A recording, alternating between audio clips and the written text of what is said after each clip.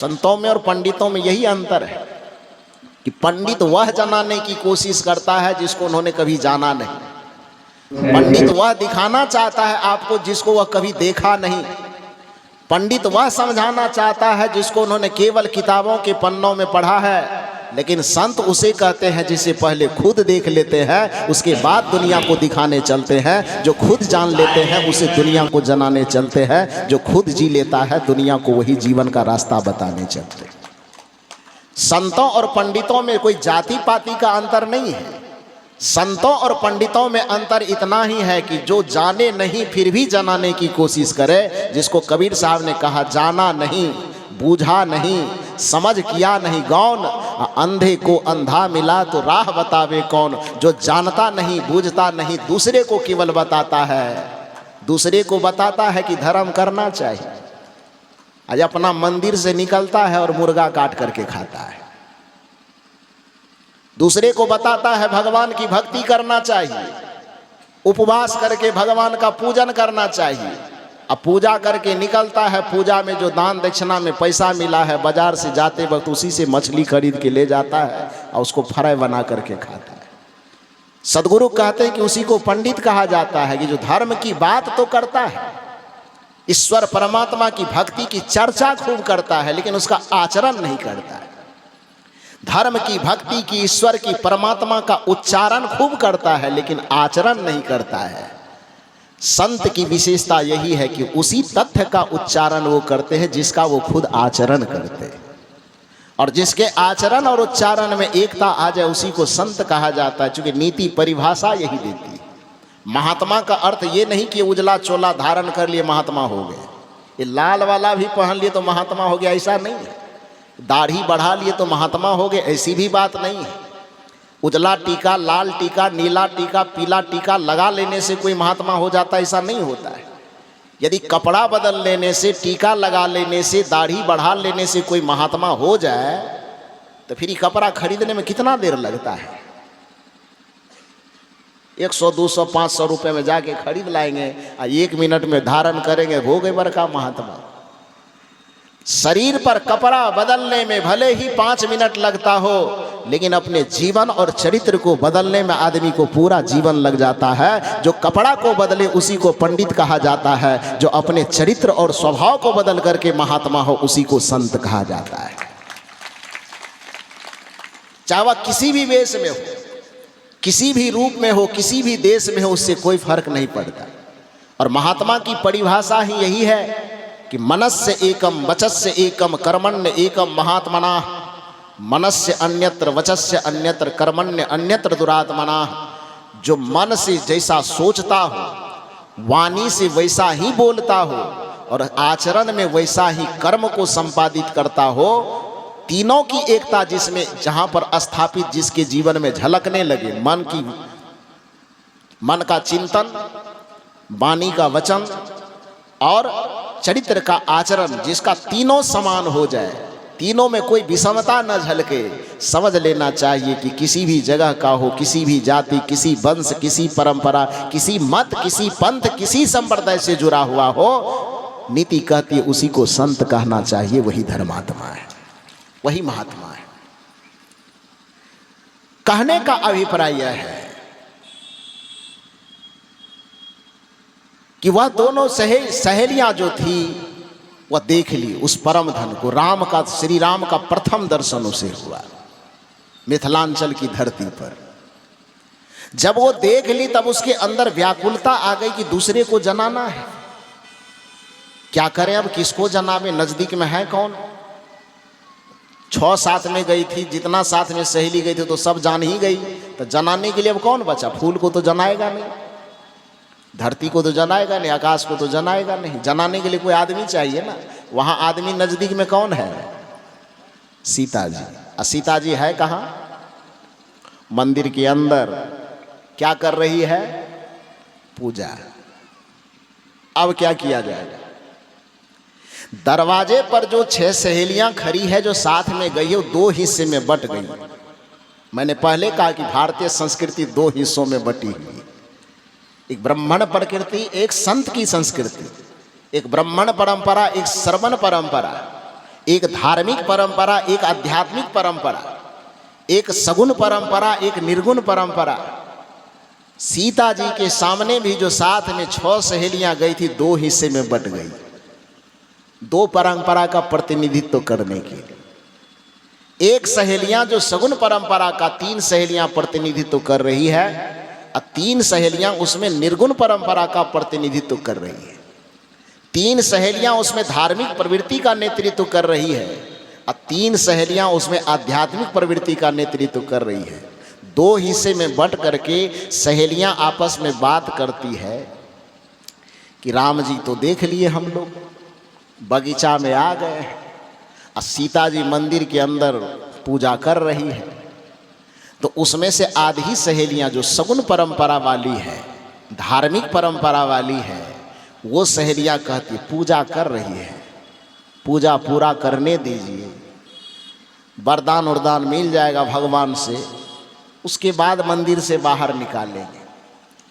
आध्यात्मिक परंपरा वाली जो सहेलियां थी, उन्होंने कहा नहीं नहीं नहीं नहीं, मंदिर में यदि मंत्र जपने दिए तो आधा घंटा भी जपने में लगेगा, दिया अगरबत्ती सुलगाने में, पूजा करने में, पाठ करने में, प्रसाद उरसाद चढ़ा करके निवृत्त होने में कम से कम आधा घंटा से कम लगेगा नहीं।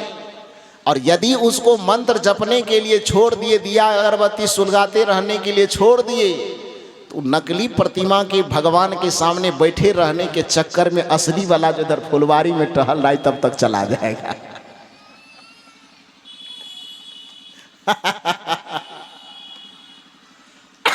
वहां तो भगवान की प्रतिमा न है, यहां पर फुलवारी में डायरेक्ट परमात्मा है।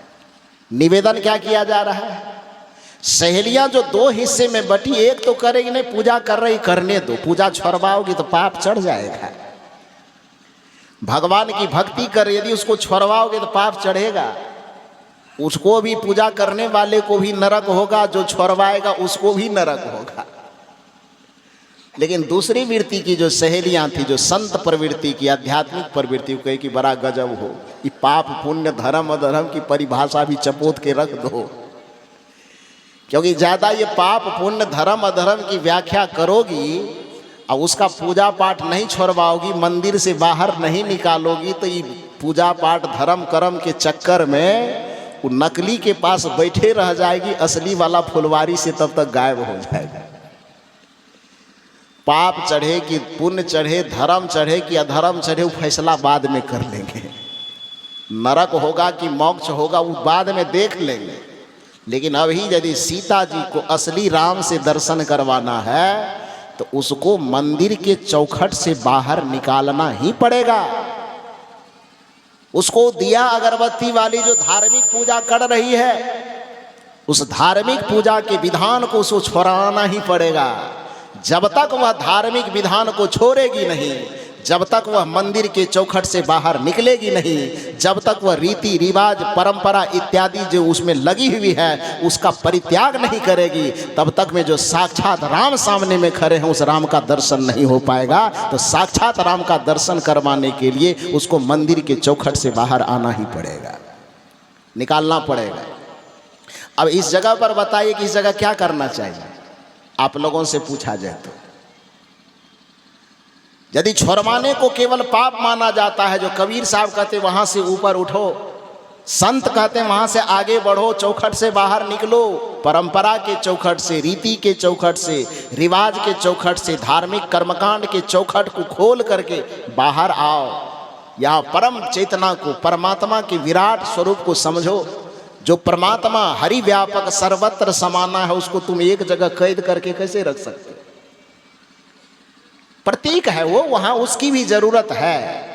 मैंने पहले कहा कि उसकी भी जरूरत है, लेकिन सदैव उसी में अटके रह जाएंगे तो फिर तो ये अपने आप से अपनी भक्ति की हत्या करनी हो जाएगी।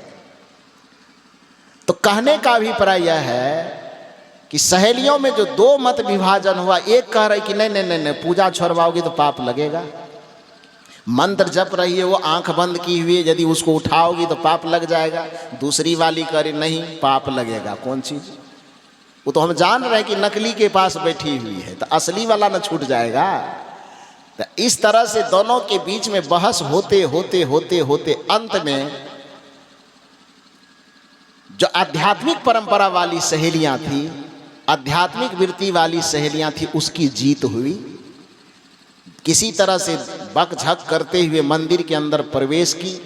सीता जी तो सचमुच में आंख बंद किए हाथ जोड़े बैठे थी। जो भी उसके भीतर में इच्छा कामना होगी वो सारी इच्छा कामना भगवान को सुना रही थी। सहेलियां जाती है, धार्मिक प्रवृत्ति वाली अभी भी मना करती, ध्यान में लगे हुए, इसको मत तोड़ो, छोड़वाओगे तो पाप लगेगा। आध्यात्मिक वृत्ति वाली कहती बड़ा गजब हो, हम इसको छोड़वा के कहीं दूसरे जगह थोड़े ले जा रहे हैं, केवल जड़ से छुड़वा करके चेतन में ले जा रहे हैं, नकली से छुड़वा करके असली में ले जा रहे हैं। और ऐसा करके क्या करती है आध्यात्मिक प्रवृत्ति वाली सहेलियां, सीता जी के कंधे पर हाथ देती है, जरा सा हिलाने की कोशिश करती है। सीता जी आंख खोलना नहीं चाहती, क्योंकि वह भी जानती है कि पूजा छूट जाएगा तो पाप लग जाएगा, तो वह भी आंख बंद किए हैं। अब सहेली है तो इतना तो अधिकार होना चाहिए ना, कंधा पे हाथ दे के झुला रही है, फिर भी सीता जी नहीं उठ रही है, तो कंधा पर हाथ झुलाने से काम नहीं चला तो थोड़ा चूटी उटी भी किधरों काट लिया होगा। अब सहेली है तो इतना तो अधिकार होना चाहिए ना। अब ये बात भी सुन करके कोई ये नहीं कहिएगा कि ये बात नहीं बोलना चाहिए। नहीं समझने आता है आपको कथा सत्संग तो मत सुनिए आप। उस शैली होती है कहने की। कल जो हमने कह दिया कि गंगा जी भीष्म पितामह की माँ है, तो आपकी और हमारी कौन है, काकी की, मामी की, नानी, तो जा कर के हमको कहते हैं बात नहीं बोलना चाहिए। हम कहे क्यों, नानी कहना कोई गलत बात है क्या? किसी का मामी होना, किसी का दादी होना कोई गलत है, गाली है ये? वो गाली नहीं ना है जी, वह भी एक रिश्ता है। जैसे माँ एक रिश्ता है, उसी तरह चाची भी तो एक रिश्ता है। जैसे माँ एक पवित्र रिश्ता है, उसी तरह दादी भी एक रिश्ता है, नानी भी एक रिश्ता है। तो जब रिश्ते की चर्चा होगी तो उसमें रिश्ते की कोई भी चर्चा हो तो उसको बुरा लगने वाली कौन सी बात है? बुरा नहीं मानना चाहिए। तो मैं निवेदन यह कर रहा हूँ, क्योंकि सीता जी आपके हमारे लिए आराध्या है, मातृतुल्य है, लेकिन जो उसकी सहेलियां हैं उसके लिए तो सहेली है, और सहेली के लिए कोई बड़ा और छोटा नहीं होता है। कोई राजकुमारा, कोई राजकुमार या कोई रंग नहीं होता है, कोई गरीब कोई अमीर नहीं। मित्र का मतलब, सहेली का मतलब, सखी का मतलब ही होता है, चाहे अमीर हो गरीब हो, पढ़ा हो न पढ़ा हो, शिक्षित हो अशिक्षित हो, कुछ भी हो, लेकिन जहाँ पर मित्रता होती है वहाँ पर सब बराबर होता है। वहाँ पर नोक झोंक, लड़ाई झगड़ा, मार पीट सब चलता है। चलता है कि नहीं चलता है? तो इस हक से सीता जी को पहले कंधे पे हाथ दे करके हिलाया डुलाया। उससे सीता जी नहीं जगने की, नहीं उठने की कोशिश की, तो सहेली होने के नाते थोड़ा बहुत कपड़ा उपड़ा भी खींचा, उससे भी नहीं हो तो थोड़ा बहुत चुट्टी भी काटा। तो दो तीन हरकत ऐसी की जिसके कारण से सीता जी जो आंख बंद किए बैठी थी उसकी आंख खुल गई। अब गुस्सा करके सीता जी कहती मेरा पूजा भंग कर रही है, मेरा व्रत भंग कर रही है, उठेंगे तो एकदम पकड़ के मजा चखा देंगे। जो आध्यात्मिक प्रवृत्ति वाली सहेलियां थी उन्होंने कहा मजा चखा देना, जो भी मारना पीटना डांटना दंड देना हो दे लेना, उस सबको हम सहने के लिए तैयार है, लेकिन यह बात मैं बर्दाश्त करने के लिए तैयार न हूं कि नकली के चक्कर में असली वाला छूट जाए। इसलिए असली वाला से भेंट यदि करना है तो तुमको ये पूजा तत्काल छोड़ना ही पड़ेगा, इसको बंद करना ही पड़ेगा, तब वहां असली भगवान से भेंट होगी। और परिणाम क्या हुआ? किसी तरह से खींच करके सीता जी को सब पूजा पाठ व्रत इत्यादि जो कर रही थी सब छोड़वा करके और निकाल करके मंदिर के चौखट से क्या कर दिया? बाहर कर दिया। सहेलियों ने पाप किया? यही काम तो कबीर करना चाहते कि आपको चौखट से बाहर निकालना चाहते, यही काम तो बुद्ध करना चाहते, यही काम तो महावीर करना चाहते, यही काम तो बाबा महर्षि में ही करना चाहते हैं कि आप जिस चौखट के अंदर बैठ करके, जिस परंपरा, जिस रीति, जिस रिवाज, जिस पोथी, जिस परंपरा के अंदर रह करके आप भक्ति को सीमित कर देना चाहते हैं, ये संत जन आपसे कहते हैं कि विराट परमात्मा का यदि साक्षात्कार करना हो तो तुम्हें उस परंपरा के दायरे से बाहर निकलना ही पड़ेगा। तुम्हें रीति रिवाज के दायरे से निकले बगैर उस विराट परमात्मा की भक्ति को तुम समझ नहीं पाओगे, उस ईश्वर के वास्तविक स्वरूप को तुम समझ नहीं पाओगे। सीता की सहेलियों ने सीता जी को चौखट से बाहर निकाला, और जब सीता जी बाहर निकली तो क्या हुआ? आप ही लोग ना गीत गाते हैं, इधरे वाली तो सब गाते हैं, मिथिलांचल की माता लोग। राजा जनक जी के, ये मेरा नहीं है काम, ये आप लोगों का है, आप लोग दोहराइए। क्या गाते हैं आप लोग? राजा जनक जी के बाग में, हाँ, उसी जगह की बात है। सीता जी को प्रथम बार श्री राम जी से साक्षात्कार होता है। कब? यदि वो मंदिर में पूजा करती रह जाती तब क्या होता? यदि वो हाथ जोड़े रह जाती, मंत्र जपते रह जाती, लड्डू चढ़ाते रह जाती, दिया जलाते रह जाती, अगरबत्ती जलाते रह जाती, सब कर्मकांड करते रह जाती, धार्मिक रीति रिवाज में उलझे रह जाती, तब क्या होता? राम जी से दर्शन होता कि नहीं होता? थोड़ा जोर से बोलिए ना। हम बोलेंगे तो कहिएगा तो कबीरपंथी है इसीलिए ऐसा बोलता है, तो हम क्यों बोले अकेले? आप बोलिए। मैंने पहले कहा कि कई जगह छोड़ना अपराध की श्रेणी में नहीं आता है, निंदा की श्रेणी में नहीं आता है। जैसे सांस लेना भी जीवन की एक वृत्ति है, और भीतर में समाये हुए सांस को छोड़ना भी एक प्रकार से जीवन की प्रक्रिया है। वो दोनों को करना आवश्यक है। उसी प्रकार से भक्ति के प्रारंभिक पल में सगुण साकार को जीवन में धारण करना, सगुण भक्ति करना ये आवश्यक है। लेकिन उसी में अटके रह जाना ये जीवन की, ये भक्ति की, ये परमार्थिक जीवन की हत्या है। आत्महनन गति, जय गोस्वामी जी की भाषा में कहते, आत्महत्या की श्रेणी में वो आएगा। इसलिए कबीर साहब ने डायरेक्ट सीधे ये नहीं कहा कि आप सगुण भक्ति मत करो, बल्कि कबीर साहब ने कहा कि थोरे थोरे थिर होहू भाई, अब बिन थंभे जस मंदिर थमाई। कि अपनी चेतना को संभालने के लिए थोड़े थोड़े कोई पूजा करती हो, पाठ करती हो, कुछ कथा कीर्तन करती हो, घर में अच्छे संस्कार बच्चों में लाने के लिए कोई देवी कोई देवता बैठा करके रखी हो तो अच्छा है, उसको बुरा नहीं कहा जा सकता। हम लोग भी आए तो एकाएक ये महात्मा थोड़े बन गए कि परिवार में वो सगुण भक्ति की परंपरा थी, सगुण भक्ति का माहौल था। बचपन में जगते थे, सवेरे माता पिता कहते जाओ नहा करके आओ, जाओ उस पर जल चढ़ाओ, ये करो वो करो, तुलसी जी में पानी डालो, ये करो। तो ये जो धीरे धीरे संस्कार सिखाते सिखाते सिखाते सिखाते जब थोड़ी उम्र में वृद्धि हुई, बुद्धि में चेतना में थोड़ी सी समझ आई, तब पता चला कि जिस भगवान की अभी हम पूजा कर रहे हैं ये प्रतिमा वाला भगवान है। भगवान का असली स्वरूप तो कुछ और है। जैसे जमीन का नक्शा भी कागज में होता है, लेकिन मकई नक्शा पर नहीं उपजता, गेहूं और धान नक्शा पर नहीं उपजता। नक्शा पर भी हमारे जमीन के प्लॉट दाखिल होते हैं, उस पर उसका खाता खेसरा नंबर लिखा होता है। लेकिन यदि हमें पेट भरने के लिए अनाज उपजाना हो तो हम नक्शा पर ट्रैक्टर नहीं चलाते, ट्रैक्टर चलाने के लिए असली प्लॉट पर जाते हैं। उसी तरह से परमात्मा को समझने के लिए हमें प्रतिमाओं का सहारा तो लेना चाहिए, लेकिन जब बड़े हो जाए हम, थोड़ी बौद्धिक चेतना हमारी जगह, हमारा आध्यात्मिक चेतना जगह, तब हमको उस प्रतिमाओं से मुख मोड़ करके हमें असली परमात्मा के स्वरूप को समझने का प्रयास करना चाहिए। इसी को निर्गुणवाद कहा जाता है और इसी को संतों की परंपरा कही जाती है।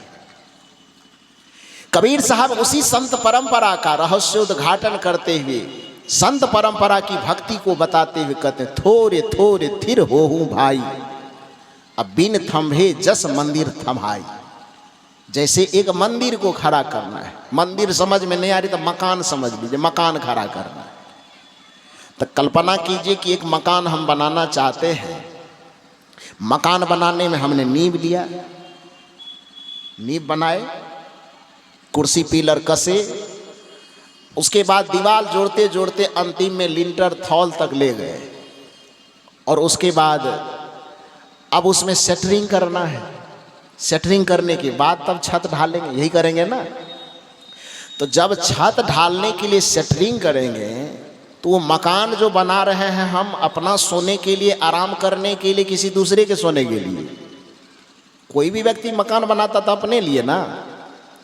लेकिन वो मकान बनाने की योजना जब हम बनाए, छत ढालने तक हम पहुंच गए, सेटरिंग हम लगा रहे हैं, तो सेटरिंग लगाने के वक्त में उस कमरे में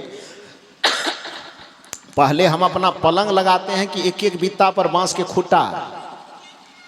सेटरिंग लगाने के समय में उसमें अपना पलंग घुसाते हैं, फ्रिज, वॉशिंग मशीन रखते हैं पहले, तब क्या करते हैं? इधर से बोल रहे कूलर रखते हैं। क्या रखते हैं कूलर?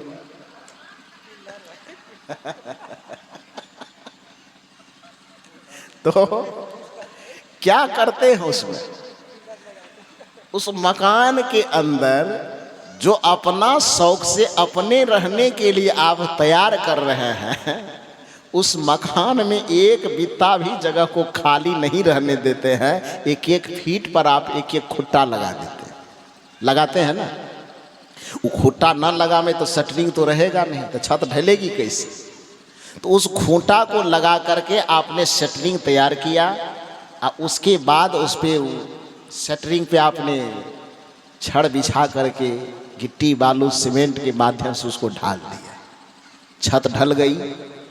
छत ढलने के बाद अब लगभग 20, 21, 25 दिन या 1 महीना पूरा हो गया। अब आपको कहा जा रहा है कि भैया ऐसा है कि अब समय पूरा हो गया है, अब घर में रहना है, तो जाके सेटरिंग खोलिए। अब उसमें से एक आदमी ऐसा हो जो कि बाप रे बाप इस सेटरिंग नहीं खोलेंगे। कहा क्यों? कहा इसी खूंटा के कृपा से तो छत ढलाया है। ये जितना खूंटा है, इस खूंटे भगवान की कृपा से ये मेरा छत ढलाया है।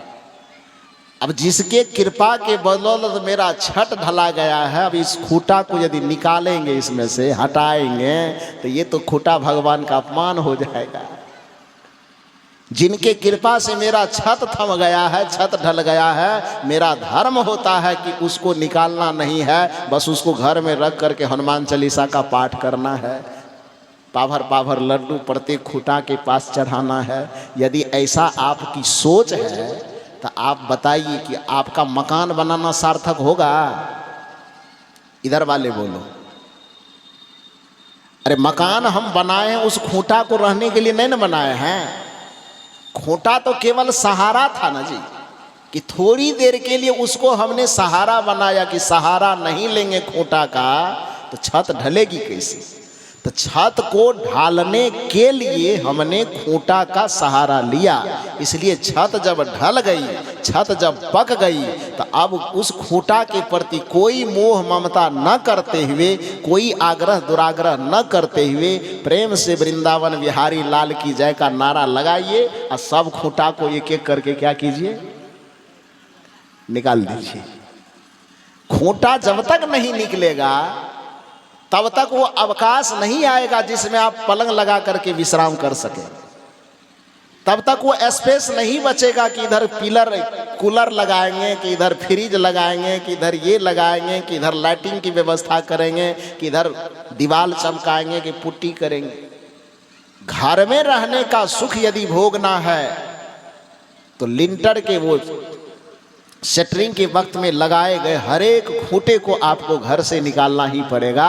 उसी प्रकार से उस मकान के छत से कबीर साहब उदाहरण दे रहे हैं। देखिए कितना बढ़िया, कि थोरे थोरे थिर होहूं भाई, अब बिन थंभे जस मंदिर थमाई।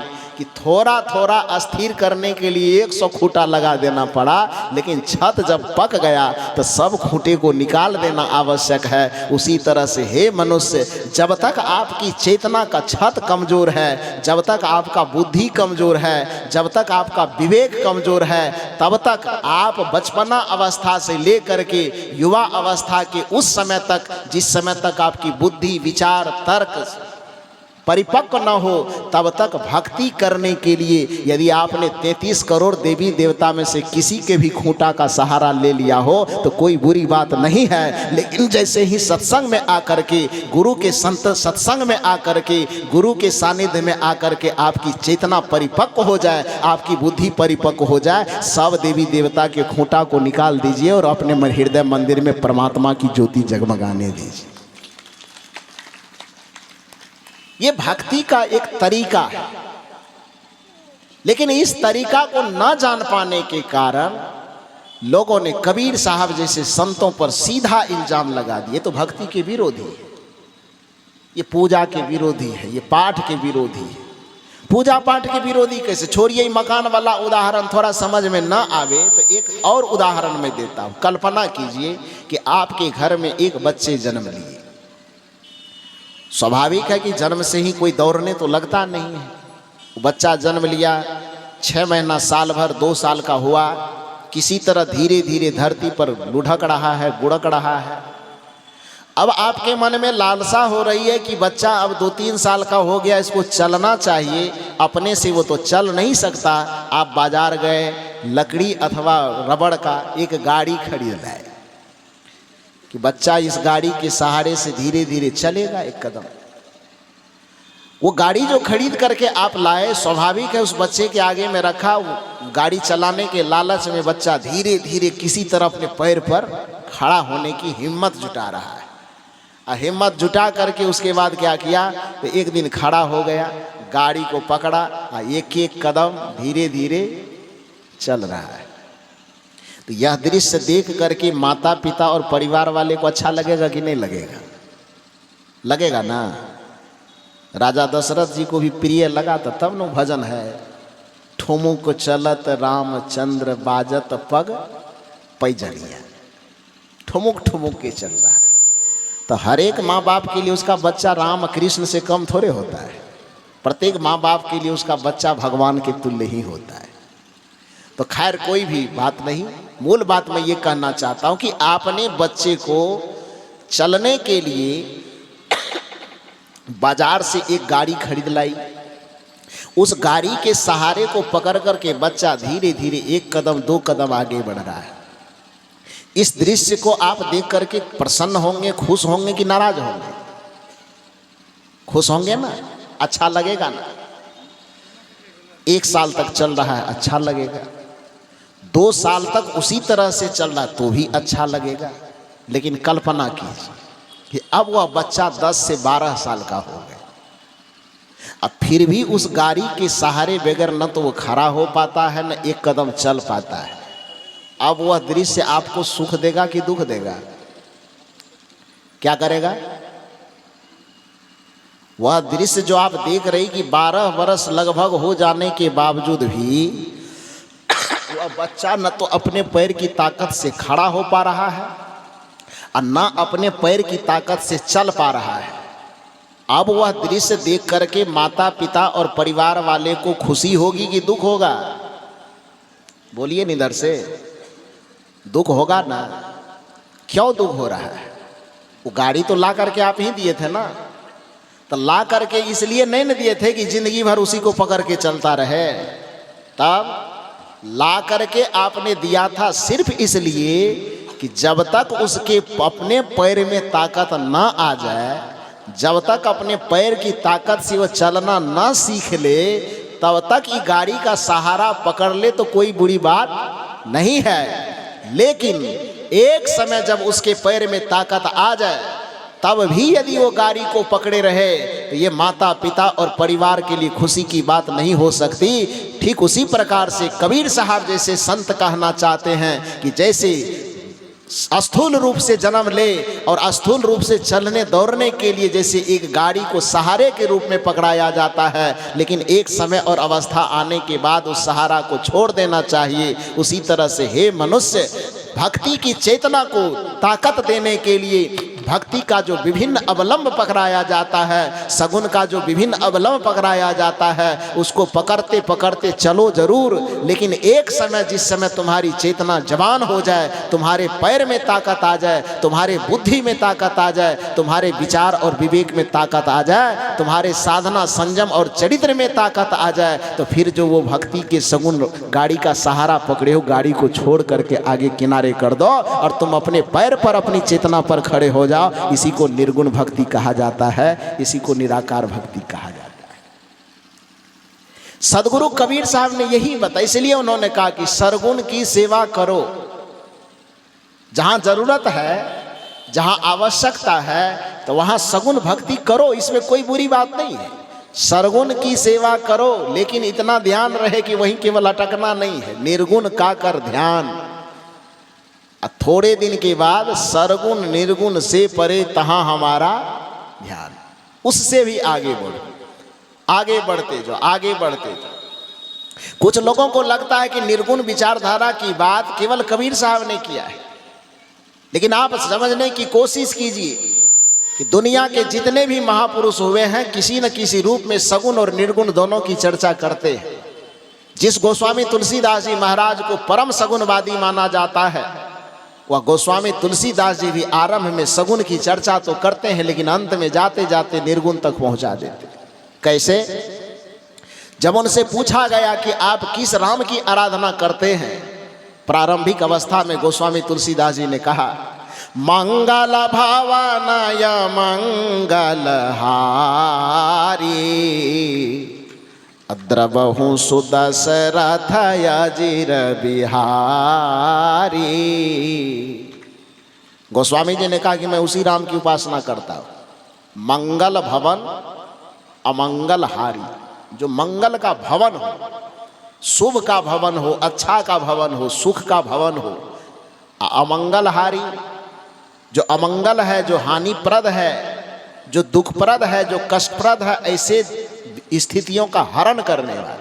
मंगल भवन अमंगल हारी, रहते कहाँ हैं? तो द्रवहु सुदशरथ, दशरथ जी के ऊपर द्रवित होकर के अजीर बिहारी। अजीर माने क्या होता है? अजीर मतलब जानते हैं? अजीर का मतलब अंगना होता है, जिसको हम लोग घर का अंगना कहते हैं ना, तो आंगन को ही अवधी भाषा में अजीर कहा जाता है।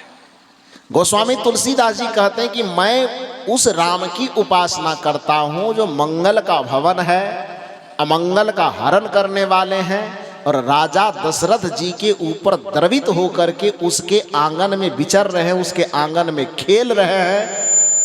उस भगवान की मैं भक्ति करता हूं। ये सगुण भक्ति हुआ ये। लेकिन सगुण भक्ति करते करते करते करते करते भक्ति के शिखर तक पहुंचा, तो भक्ति के परमार्थिक स्वरूप में पूछा गया उनसे कि राम के व्यवहारिक स्वरूप में तो आपने बता दिया कि द्रवहु सो दशरथ अजिर बिहारी, राम का परमार्थिक स्वरूप भी कुछ है? धार्मिक प्रवृत्ति में तो ये काम चल जाएगा कि द्रवहु सो दशरथ अजिर बिहारी, आध्यात्मिक परंपरा का भी कुछ विवेचन है? गोस्वामी जी ने कहा है। कहा क्या? राम ब्रह्म परमारथ रूपा। ध्यान से सुनिए, राम का जो ब्रह्म स्वरूप है, राम का जो पारमार्थिक स्वरूप है, व्यवहारिक स्वरूप है द्रवहु सो दशरथ अजिर बिहारी, लेकिन पारमार्थिक स्वरूप क्या है? ये कबीर साहब नहीं कह रहे हैं, गोस्वामी तुलसीदास जी को ही कहना पड़ रहा है। राम ब्रह्म परमारथ रूपा। राम का जो ब्रह्म रूप है, आध्यात्मिक रूप है, परमार्थ स्वरूप है, वह कैसा है? तो अविगत अलख अनादि अनूपा। वह अविगत है। अविगत का मतलब, विगत का मतलब जानना होता है। उसमें संस्कृत साहित्य का और निषेधात्मक उपसर्ग जोड़ दिया गया है। संस्कृत व्याकरण में जब भी किसी शब्द के साथ में और निषेधात्मक उपसर्ग को जोड़ा जाता है तो उसका अर्थ होता है कि जो चीज है उसके उल्टा अर्थ को प्रकट करना। जैसे भय का मतलब डर होता है, और उस भय में अ जोड़ दीजिए तो शब्द क्या बन जाएगा? मेरा नाम ले लीजिए ना। हाँ, इसी बहाने लीजिए। तो भय का मतलब डर, उसमें अ उपसर्ग जोड़ देंगे तो शब्द क्या बन जाएगा? अब है। उसका अर्थ क्या हो जाएगा? निडर, माने नहीं डरने वाला। मर माने मरने योग्य, और उसमें अ शब्द जोड़ देंगे, शब्द बन जाएगा अमर। उसका अर्थ क्या हो जाएगा? उल्टा हो जाएगा ना, नहीं मरने वाला। मृत मरने योग्य, अ जोड़ देंगे, अमृत शब्द बन जाएगा, नहीं मरने योग्य। तो संस्कृत व्याकरण में अ उपसर्ग एक ऐसा उपसर्ग है जब किसी शब्द के साथ जुड़ता है तो उसके सीधे अर्थ को क्या करता है? उल्टा देता है। गोस्वामी तुलसीदास जी ने श्री राम जी के पारमार्थिक स्वरूप की चर्चा करते हुए जितने सारे शब्द बताए उसमें अनिषेधात्मक उपसर्ग को जोड़ते चले। क्या जोड़ा? राम ब्रह्म परमारथ रूपा। ध्यान दीजिए, अविगत, विगत में अ जोड़ा हुआ है, अविगत। अलख, लख में अ जोड़ा हुआ है। अनादि, अन आदि, अन उपसर्ग जुड़ा हुआ है। अनुपा, उपमा माने उपमा उदाहरण देने योग्य, अन उपमा माने अनूप, जिसका उदाहरण न दिया जा सके। तो सारे उपसर्ग निषेधात्मक उपसर्ग जोड़ा हुआ है। राम ब्रह्म परमारथ रूपा, अविगत, अलख, अनादि, अनुपा। इस शब्द का अर्थ क्या करेंगे? राम का जो पारमार्थिक स्वरूप है, व्यावहारिक स्वरूप तो बता दिया कि दशरथ के आंगन में खेल रहा है, लेकिन पारमार्थिक स्वरूप की चर्चा किया तो कहा कि राम ब्रह्म परमारथ रूपा। उसका रूप है कैसा? तो अविगत, जो मन और इंद्रियों से जानने में नहीं आता है। अलख, लख माने देखना, अलख माने नहीं देखना, जो स्थूल दृष्टि से दिखाई नहीं देता है। जो स्थूल दृष्टि से दिखाई नहीं देता है उसको सगुण कहिएगा कि निर्गुण कहिएगा?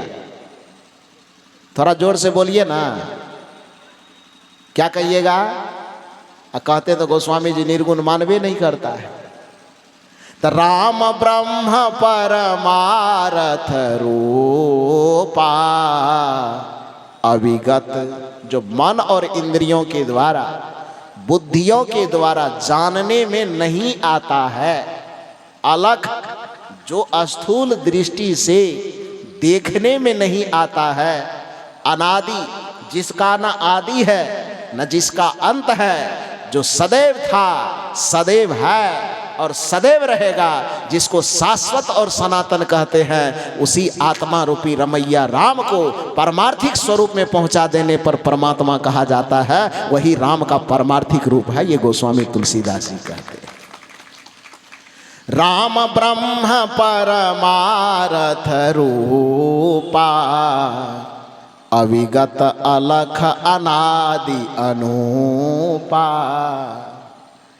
भक्तों ने पूछ लिया कि सगुन वाले जो दशरथ अजीर बिहारी की बात करते हैं उसका ठिकाना तो हम लोगों को मालूम है कि अयोध्या में है। अभी अभी भी नया मंदिर बना है, स्थापित हो गए। तो सगुन वाला तो पता मालूम है कि दशरथ जी के आंगन में खेल रहा है, तो दशरथ जी का आंगन अयोध्या में ही माना गया है, तो वहाँ तो पता है। लेकिन जिस निर्गुण राम की चर्चा कर रहे हैं तो उसका रहने का ठिकाना भी जरा बताइए, वो कौन मंदिर में रहते हैं? अब कबीर साहब तो चिल्ला चिल्ला के कह ही रहे हैं, घट घट निवास करते हैं। संतों की परंपरा ये पुकार के कह रहे हैं कि वो घटवासी है। लेकिन चूंकि यहाँ गोस्वामी तुलसीदास जी की चर्चा और रामचरितमानस की चर्चा हो रही है, इसलिए न कबीर साहब से पूछना है न मेही बाबा से पूछना है, सीधे गोस्वामी जी से ही पूछना है कि आपने मंगल भवन अमंगल हारी का पता तो अयोध्या में बता दिया है, लेकिन जिस परमार्थिक राम की चर्चा कर रहे हैं उसका पता क्या है? गोस्वामी जी कहते हैं उस परमार्थिक राम का पता है प्रकृति पार प्रभु सब उर्वासी। ब्रह्म निरीह विरजय विनाशी। गोस्वामी जी कहते कि राम का जो पारमार्थिक स्वरूप है वो प्रकृति के अंदर नहीं रहता है। अब प्रकृति से यदि उसको बाहर कर दीजिए, आप प्रकृति के अंदर नहीं रहता है, तो आप यह बताइए कि फिर अयोध्या प्रकृति के अंदर आएगा कि बाहर जाएगा? जो आप तीर्थ करेंगे वो प्रकृति के अंदर आएगा कि बाहर जाएगा? जो व्रत करेंगे, जो पूजा करेंगे, जो पाठ करेंगे, जो उपवास करेंगे, जो भी कृत्य करेंगे आप, वह प्रकृति के अंदर करेंगे कि बाहर करेंगे? अंदर करेंगे ना। गोस्वामी जी कह रहे हैं कि राम का जो पारमार्थिक स्वरूप अंदर वाला नहीं है, तब प्रकृति पार एक ही बार में पार कर दी। इसी बात को पूज्य बाबा महर्षि मेही ने बड़े सुंदर तरीके से सुबह के प्रार्थना में गाया है। सब क्षेत्र क्षर अपरा परा और अक्षर पार में, निर्गुण के पार में, सगुण के पार में, शब्द के पार में, ज्योति के पार में, सब के पार करते करते करते करते करते तब अंत में कहते हैं मैं ही जावे सबके पार में, सब के पार में। गोस्वामी जी कहे कि ये इतना लंबा पार खींचना ठीक नहीं है, हम एक के बार में कह देते हैं प्रकृति पार प्रभु सब उर्वासी, ब्रह्म निरीह विरजय विनाशी।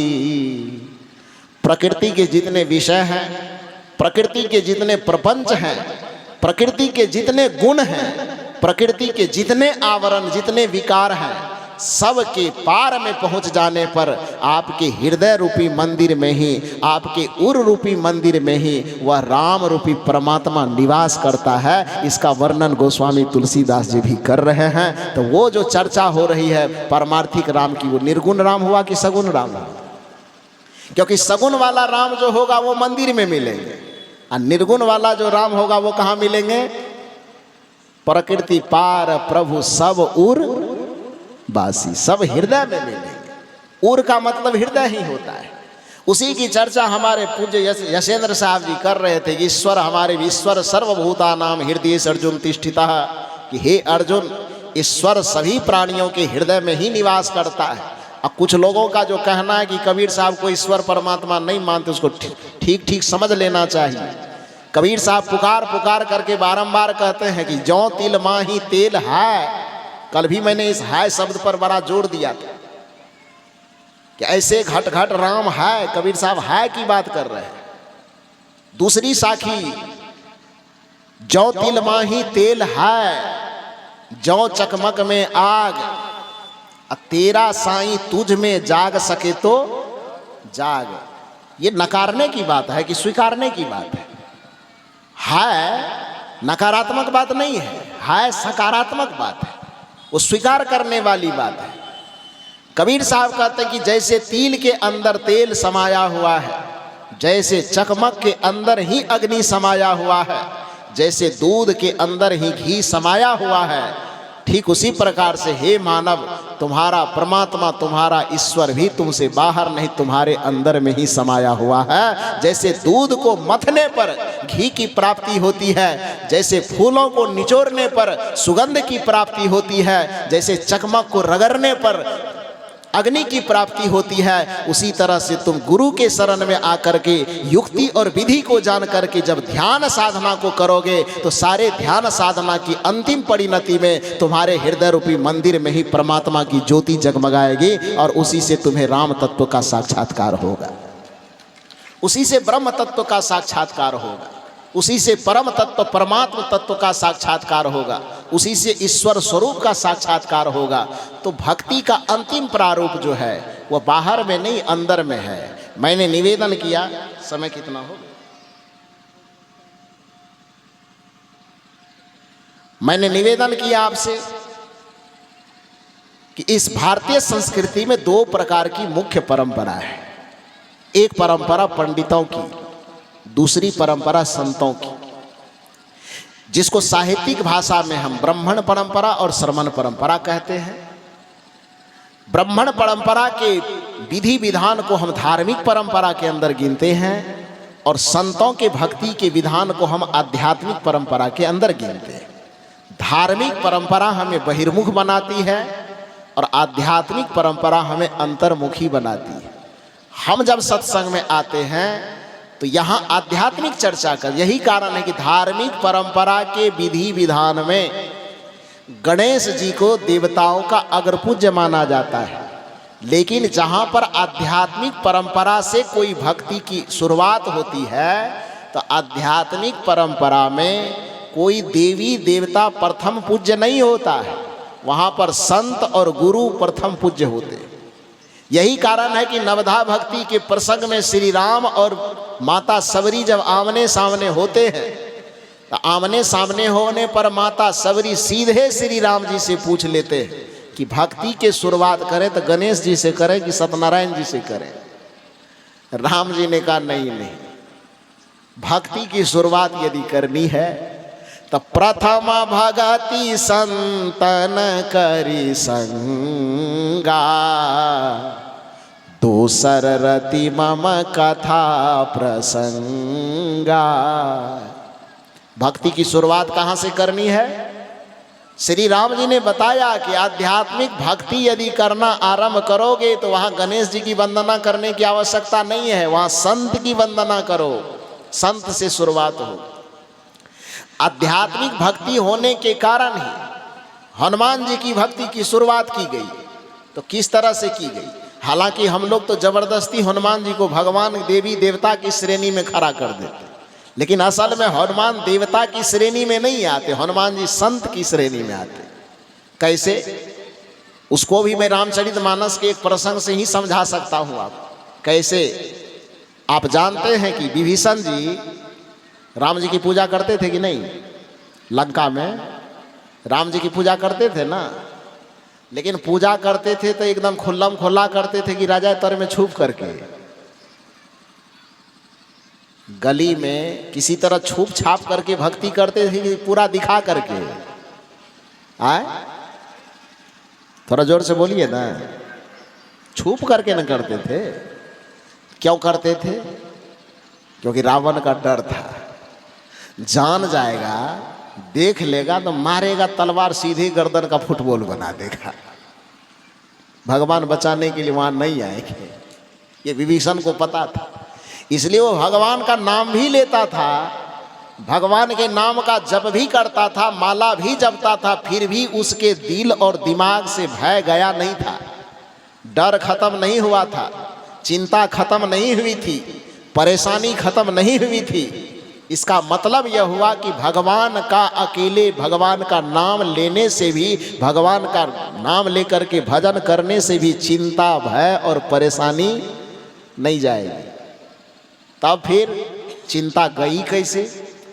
भगवान की भक्ति तो कर रहे थे वो पहले से, भगवान का नाम तो जप रहे थे वो पहले से, लेकिन चिंता अभी भी थी मौजूद, परेशानी अभी भी थी दिमाग पर हावी।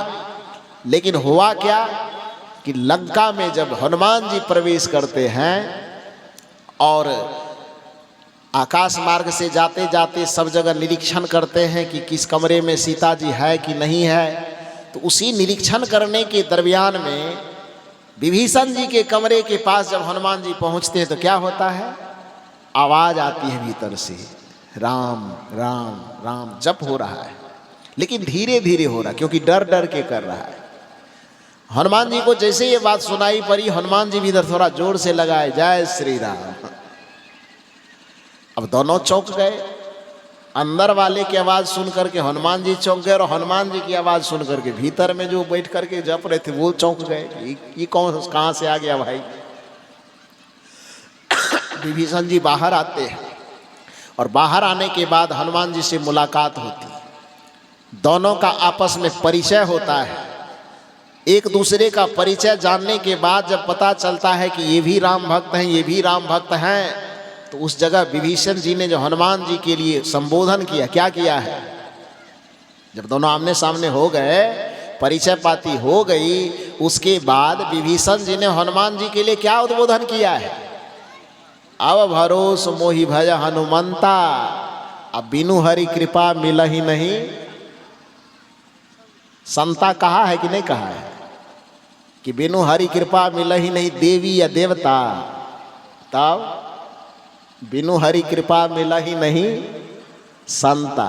तो हनुमान जी का जो संबोधन विभीषण जी के द्वारा हुआ है, देवी और देवता के रूप में हुआ है कि संत के रूप में? संत के रूप में न हुआ जी।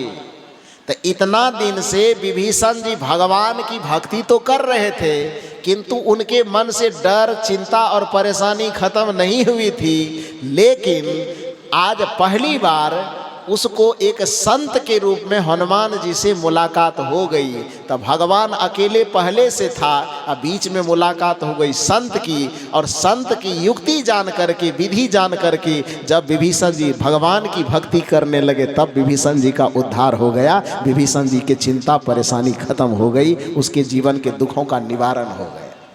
हुआ कि नहीं हुआ? हुआ ना। तो इसका अर्थ क्या हुआ कि भगवान, यदि भगवान की भक्ति हमारे पास हो लेकिन उसके साथ में संत की युक्ति ना हो, गुरु की युक्ति ना हो, तो पर भी हमारा उद्धार बाकी रहता है, उद्धार नहीं हो पाता है। इसलिए गुरु महाराज की पंक्ति में आता है कि बिन दया संतन के में ही जानना उस राह को हुआ नहीं। आज तक किसी के लिए नहीं हुआ है, होता नहीं, अभी वर्तमान में भी नहीं हो रहा है, अब होनहारा है नहीं। आगे भी समय जब आएगा, जब तक ये सृष्टि रहेगी, बिना संतों की युक्ति जाने किसी का भी उद्धार और किसी का भी कल्याण नहीं होने वाला है। विभीषण जी के प्रसंग में यही बात आती है। संत का दर्शन होने से, भगवान की भक्ति तो थी पहले से पास में, लेकिन उस भक्ति के साथ संत की युक्ति जुड़ी हुई नहीं थी। और जैसे ही भगवान की भक्ति के साथ में हनुमान रूपी संत की युक्ति जुड़ गई, उसी समय विभीषण ने कहा कि अब भरोस मोहि भय हनुमंता, अब बिनु हरि कृपा मिलहि नहीं संता। संत का दर्शन हुआ, अब मेरा कल्याण हो जाएगा। तो कहने का ये अभिप्राय है कि भक्ति की जो आध्यात्मिक शुरुआत है वो संत की परंपरा से है। इसलिए प्रथम भगति संतन करी संगा, फिर आगे बढ़ती है। मैंने कहा कि हनुमान चालीसा चूंकि संत की परंपरा का निर्वहन करने वाला है, इसलिए उस हनुमान चालीसा में भी जो भक्ति की शुरुआत होती। कुछ लोग तो सीधे लड्डू लेकर के हनुमान जी के मंदिर पहुंच जाते, भगवान के मंदिर पहुंच जाते हैं, सत्संग का मतलब नहीं लगाते। जाओ भगवान की भक्ति करवे करते थे, सत्संग फत्संग सुन के क्या करेंगे, गुरु को चुन करके क्या करेंगे। सीधे डायरेक्ट संबंध भगवान से है ही, पूजा पाठ कर ही लेते हैं, सब चीज कर लेते हैं, ये सत्संग गुरु इसकी जरूरत क्या है।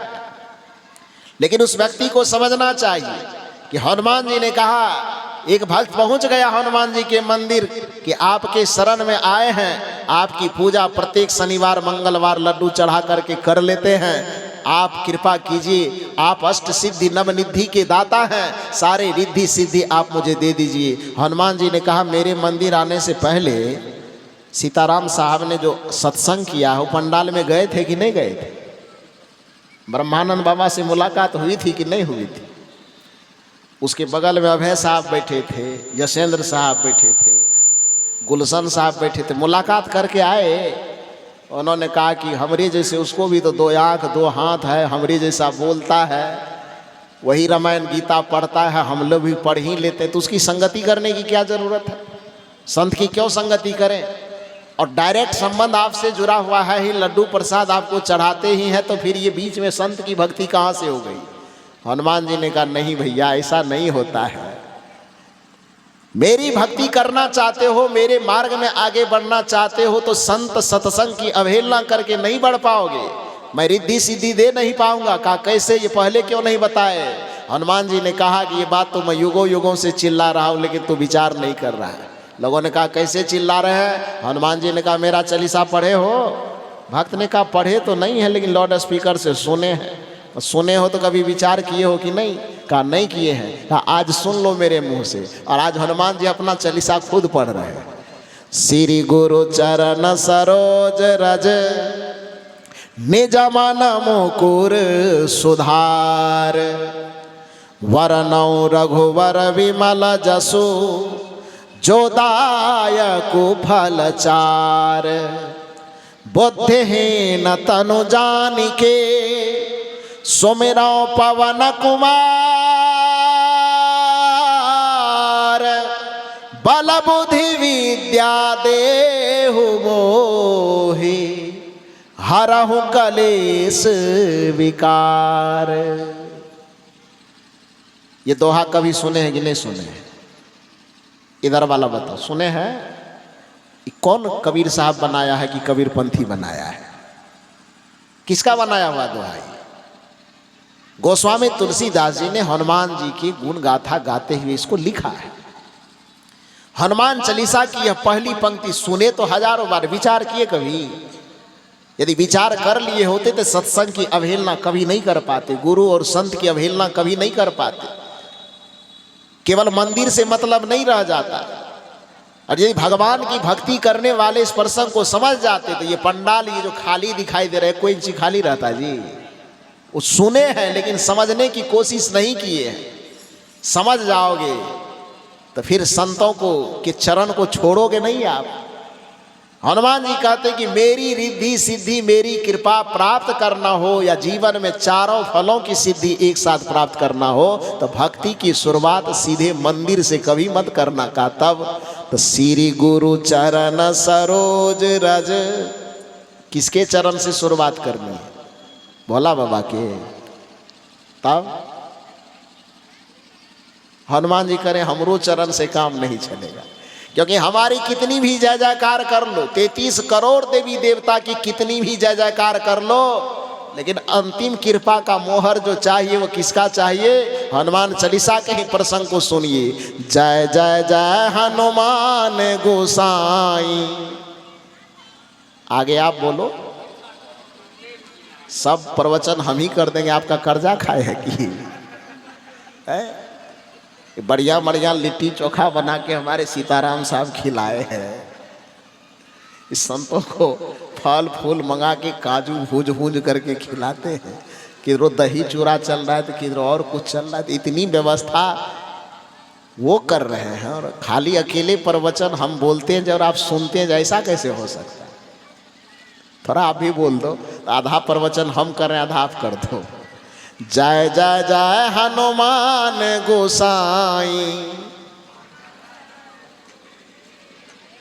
बड़ा कमजोरा गए। नीतीश कुमार का दिया हो 10,000 खत्म हो गया है।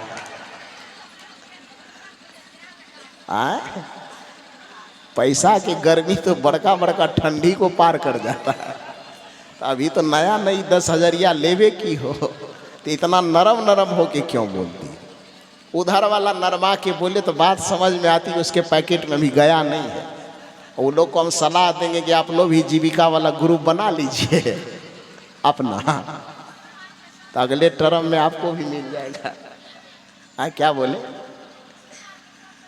हाँ अच्छा फिर आ जाएगा, चिंता मत करो। जोर से अभी बोल दो ना, हनुमान जी की कृपा हो जाएगी।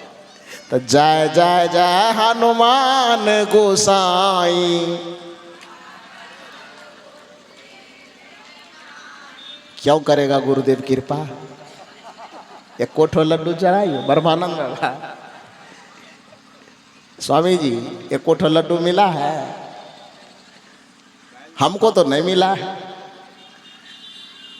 डोलची फूलची सब लेकर के खाली मंदिर मंदिर दौड़ते जाती हो। संत की अवहेलना, संत के प्रति कोई प्रेम नहीं, सत्संग से कोई लगाव नहीं, सत्संग के महत्व को जीवन में कोई जगह नहीं। क्यों करें गुरु कृपा आपके ऊपर? लेकिन हनुमान जी कह रहे हैं कि मेरी कृपा या 33 करोड़ देवी देवता की कृपा तब तक सार्थक नहीं होगी जब तक उस पर अंतिम मोहर गुरु की कृपा की नहीं लगेगी। जय जय जय हनुमान गोसाई। हाँ, कृपा करहु गुरुदेव की नाई। नाई का मतलब जैसे हो, नवा का दीर्घई, नाई मन दाढ़ी बनाने वाला, नवा का अंशुआ दीर्घई, नाई का अर्थ जैसे। संस्कृत में उसको यथा कहते हैं, हिंदी में जैसे कहते हैं, और अवधी में उसी को नाई कहा जाता है। नाई नहीं, नाई बोलने में नहीं उजिया तो थोड़ा नाक को दबा करके बोलो, नाई बोला जाएगा। जय जय जय हनुमान गोसाई। कृपा करहु गुरुदेव की नाई। हे हनुमान जी, आपके मंदिर में आकर के हम जय जयकार तो आपकी कर रहे हैं, लेकिन आप भगवत कृपा तो करना ही करना, लेकिन अंतिम में आप मेरे ऊपर गुरुदेव की तरह कृपा करना। तो जब देवी देवताओं की आराधना करने के बावजूद भी कृपा अंत में गुरु वाला ही चाहिए, आखिरी मोहर, तो सामान चाहिए गुरुदेव वाला या दुकान चाहिए खाली मंदिर वाला है? दुकानों गुरुदेव वाला चाहिए कि नहीं? इसलिए भक्ति की शुरुआत मंदिर और पूजा पाठ से केवल नहीं चलेगा। श्री गुरु चरण सरोज रज, कहाँ से शुरुआत करना है? श्री गुरुदेव के चरण से शुरुआत करना है, सत्संग से शुरुआत करना है। राम जी के अनुसार कहे तो प्रथम भगति संतन करी संगा, संतों की संगति से शुरुआत करना है। तो आज जो इस मंच के माध्यम से दो संदर्भ रखा गया, एक तरफ हमारे पूज्य श्री ब्रह्मानंद बाबा बैठे हैं, दूसरी तरफ हमारे पूज्य श्री यशेंद्र बाबा बैठे हैं। इसने सत्संग और संत की महिमा से प्रसंग की शुरुआत की और ईश्वर तक पहुंचाया। दोनों हमको बीच में बैठाए हैं, तो हमारी जिम्मेदारी होती है कि आधा इधर से भी लेना है, आधा इधर से भी लेना है। तो सत्संग और संत की महिमा के साथ यदि हम चलेंगे तो ईश्वर की भक्ति के वास्तविक स्वरूप तक हम पहुंचेंगे। अन्यथा भक्ति के नाम पर ये खेल कूद करते हुए बच्चा जैसे गुरवा गुड़िया से खेलता है, मिट्टी के भात, मिट्टी के दाल, मिट्टी के सब्जी बनाता। खेले हैं ना कभी कि नहीं खेले? आए बचपन में मिट्टी के भोज भात नहीं खाए हैं? तब देखिए सबको हंसी आ रहा, अपना बचपन में सब खेला है, हम लोग भी खेले। बच्चे में बच्चा निमंत्रण देना है, समधियों मिलन करना है, अब भोज भात करना है, तो मिट्टी की दाल, मिट्टी के भात, मिट्टी के पापड़ तो कोई चीज़ का पत्ता का बनाते थे ना। अब पत्तल में मिट्टी परोस रहे हैं, नाम अलग अलग ले रहे, कढ़ी ले लो, बड़ी ले लो, पापड़ ले लो, दाल ले लो, भात ले लो, और उसके बाद हाथ में से उठा करके मुंह में जाएगा तो खराब लगेगा। खाना है तो कैसे खाना है? हाथ से उठा करके यहाँ सटा करके पीछे क्या करना है? फेंक देना है। और कितनों वो दाल भात करी बड़ी खा ले, पेट में भूख लगेगा, दौड़े दौड़े कहाँ जाओगे? हाँ घर जाओगे ना, क्योंकि उससे चाहे तुम्हारा जितना मनोरंजन हो जाए, भूख मिटने वाली नहीं है। वो नकली दाल भात जितना खा लो, तुम्हारा मन कुछ देर के लिए भले उमंग में नाच सकता है, लेकिन असली भूख मिटाना है तो असली दाल भात के पास पहुंचना होगा। उसी तरह से भक्ति और भजन के नाम पर चाहे तुम धार्मिक कर्मकांड और रीति रिवाज में फंस करके बाहर का कितना भी कर्मकांड कर लो, वो मिट्टी के दाल भात गुरबा गुड़िया के खेल के जैसा ही होगा। यदि असली भक्ति करना है तो संतों के चरण में आओ और उनसे युक्ति जान करके, उससे विधि जान करके, ध्यान और साधना के माध्यम से उस परमात्मा के वास्तविक स्वरूप को समझो और उस परमात्मा की वास्तविक भक्ति करो। यही सत्संग का सार है, यही ज्ञान और भक्ति का सार है, जिसका प्रचार ये संत लोग इस सत्संग मंच के माध्यम से करते हैं। तो आज आप लोग त्रिदिवसीय सत्संग समारोह के दूसरे दिन के इस अपराह्नकालीन सत्संग सभा में विभिन्न संत गुरुजनों से बहुत सारी बातें सुनी, जिसमें दो प्रमुख बात हमारे पूज्य स्वामी श्री ब्रह्मानंद जी महाराज ने सत्संग और संत की महिमा बताते हुए अपने प्रसंग को आपके सामने रखा, और हमारे पूज्य श्री यशेंद्र साहब ने ईश्वर परमात्मा देवी देवता की व्याख्या करते हुए आपके सामने कुछ चिंतन रखे। दोनों के विचारों का सारांश मैंने थोड़ा बहुत आपके सामने रखने की कोशिश की कि ईश्वर परमात्मा की भक्ति को वास्तविकता में समझने के लिए हमें पंडितों की परंपरा से मुक्त होना होगा, धार्मिक परंपराओं से मुक्त होना होगा, और हमें आध्यात्मिक परंपरा की संगति में आना होगा। बहिर्मुखता से हमें अंतर्मुख होना होगा। कर्मकांडों से छूट करके हमें जप, संयम, साधना, भजन, ध्यान इत्यादि पर जोर देना होगा। और जिस दिन बाहर का पट बंद हो करके अंदर का पट खुलेगा, जिस दिन सीता मंदिर से बाहर आएगी, फुलवारी में आएगी, तो राम सामने में खड़े मुस्कुराएंगे। उसी तरह से जिस दिन आप परंपरा और रीति रिवाज की कटघरे को लांघ करके आप संतों के विचार में आ जाएंगे, उसी दिन अपने हृदय में अपने परमात्मा को मुस्कुराते हुए पाएंगे। यही भक्ति और सत्संग का सार है। बस इतना ही निवेदन करके, इतनी ठंडी में भी आप सब लोग यहाँ बैठ करके इस तरह से मेरे विचारों को सुना, इसके लिए आप सबों को बहुत बहुत साधुवाद देते हुए मंचासीन जितने हमारे पूज्य संत गुरुजन हैं सबके चरणों में कोटि कोटि नमन वंदन करते हुए दर्शक दीर्घा में विराजमान जितने देवी देवता बैठे हुए हैं सबके हृदय में रमने वाले उस रमैया राम को, उस परमात्मा को सादर नमन वंदन करते हुए मैं अपनी वाणी को यहीं पर विराम देता हूँ। बोलिए सद्गुरुदेव की। बोलिए।